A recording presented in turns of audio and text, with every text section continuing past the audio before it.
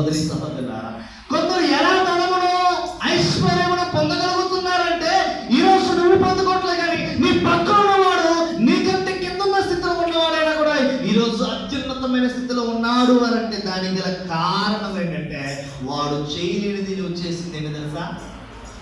వాడు చేసింది నువ్వు చేయలేనిది ఏంటి? నీకు మోసము చేయడం చేత కాదు కాబట్టి నీ బ్యాంక్ బ్యాలెన్స్ పెరగట్లే, నీ పాకెట్ మనీ పెరగట్లే, నీ ఇల్లు మారటలే, నీ స్థితిగతులు మారటలే, నీవు వాడుతున్న వాహనాలు.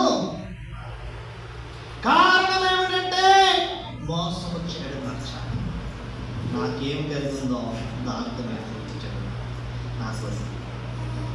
మోసం చేసి సంపాదించిన ధనం అనేది ఎన్నడూ నీ దగ్గర నిలవనేరదు.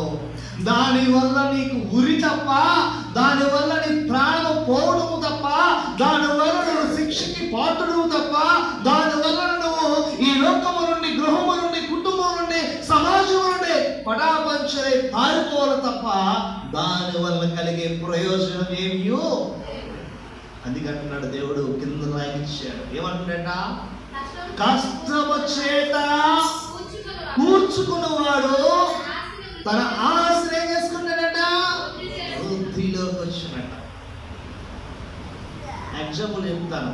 మోసం చేసేవాడు ధనం ఎలా ఉంటుంది, కష్టం చేసేవాడు ధనం ఎలా ఉంటుంది చెప్పనా?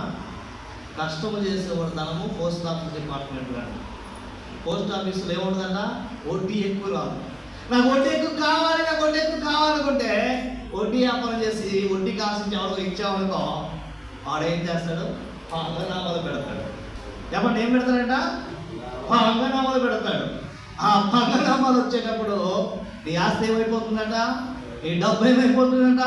క్షీణించిపోతుంది. కారణం ఇక్కడ నీకు పంగనామాలు రావడానికి గల కారణం ఏంటంటే అధిక డబ్బును ఆశించి, అధిక వడ్డీని ఆశించి నువ్వు అడుగు వేసి ముందుకు వెళ్ళావు కాబట్టి స్వల్పమైన వడ్డీ వచ్చినా కూడా నీ డబ్బుకి ఏంటంట?